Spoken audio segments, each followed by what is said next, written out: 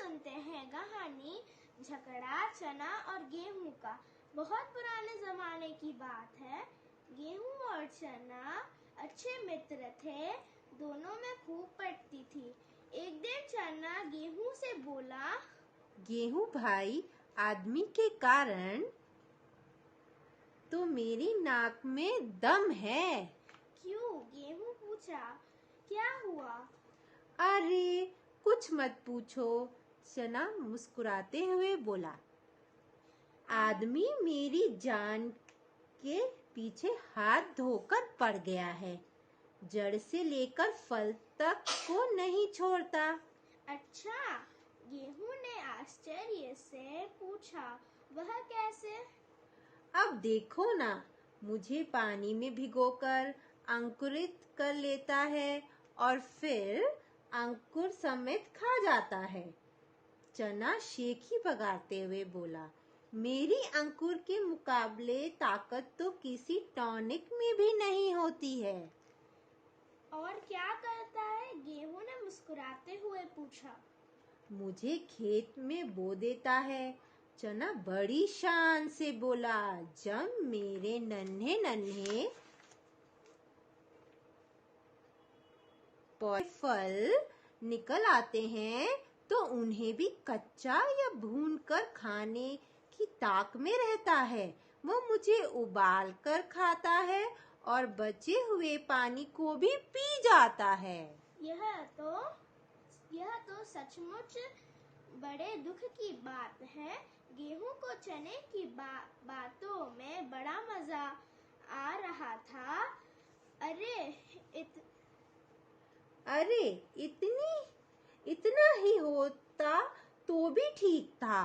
चना डींग मारते हुए बोला, जब मेरे फल पक जाते हैं तो उनसे ना जाने कितनी तरह की चीजें तैयार करता है।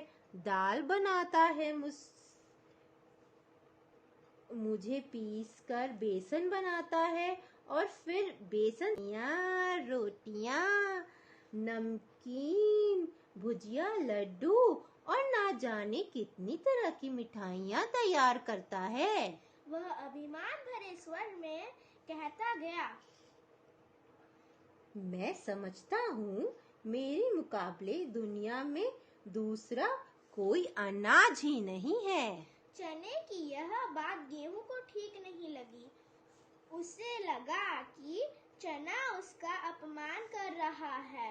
गेहूं चढ़कर बोला, कुछ भी कहो चना भाई, आदमियों के भोजन का आधार तो मैं ही हूँ। तुम बताओ, बिना मेरी रोटी के भोजन कहीं पूरा हो सकता है? और फिर मैदा तो मुझसे ही बनता है, जिसके बिना हलवाई की दुकान ही सूनी हो जाए।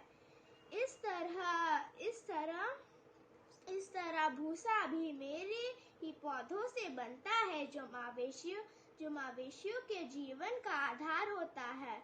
चना अपनी बात कटती देखकर उत्तेजित होता है। फिर क्या हुआ?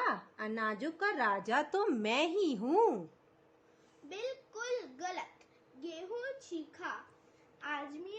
आदमी अनाजों का राजा मुझे मानते हैं, तुम्हें नहीं। पर चना हार मानने को तैयार ही नहीं था। गुस्से में दांत पीसता हुआ बोला, तुम जैसा राजा बहुत देखे हैं। गेहूं से भी अपमान बर्दाश्त नहीं हुआ। गेहूं के गुस्से के मारे उचककर उसने चने की नाक पकड़कर खींच ली और गुस्से के मारे उचककर उसने चने की नाक पकड़ ली और जोर जोर से खींचने लगा। चना तो पहले से ही गुस्से से भरा हुआ था। उसने भी अब देखा ना था, बस पास पड़ा एक हंसिया उठाकर चने के पेट पर मार दिया। कहते हैं तभी से चने की नाक बाहर की ओर खिंच गई और गेहूं का पेट कट गया। Thank you. उम्मीद है आपको ये कहानी पसंद आई होगी। धन्यवाद।